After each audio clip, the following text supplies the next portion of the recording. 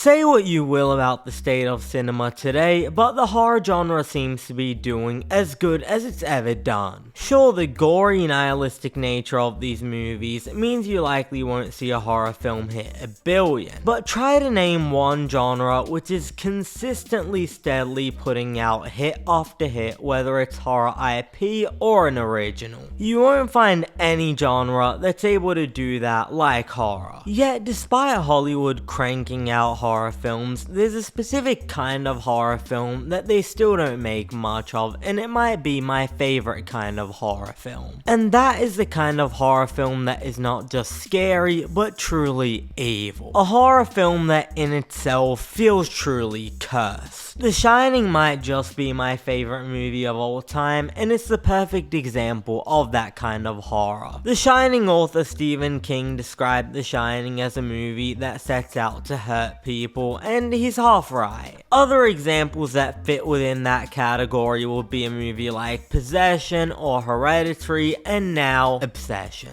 If you've yet to see this movie, then it might just sound like yet another horror film in a lineup of horror film breakouts. The film is directed by comedian Curry Barker, and in a world where we just recently got Zach Cregger making it into the horror scene and Jordan Peele with Get Out, that's without mentioning the success of Talk to Me and Bring Her Back, which both were directed by Danny and Michael Filippo, who, you guessed it, also had their start in comedy. But beyond being yet another horror film from yet another comedian, what Obsession has going for it is a pretty unique but compelling straightforward hook. Following a hopeless romantic by the name of Bear who simply can't get his dream girl Nikki to fall in love with him, and so he decides to break a one-wish willow and ask for a wish that she love him more than she love anyone in the world. He gets what he wishes for, and way more than he bargained for. It's a spin on the whole monkey paw, be careful what you wish for archetype of a story, but with a much more romantic lean. So is it the most unique, never seen before horror synopsis in the world? Far from it. Is it some of the most well executed horror you will see on the big screen this year? Absolutely. I rarely say this about any relative newcomer, but it genuinely feels like director Curry Barker has mastered how to use the camera as a storytelling tool. Every camera angle, every frame, every use of lighting in this movie is maximized for impact. Each moment of this film pressing down on the audience to give them this disgusting, inescapable feel that something is very wrong. The camera here doesn't just observe the characters, it genuinely feels like a character of its own, creeping behind them, looking over their shoulders, actively reacting to their reactions. Beyond the brilliantly clever, entertaining screenplay, the camera itself is truly used as a tool here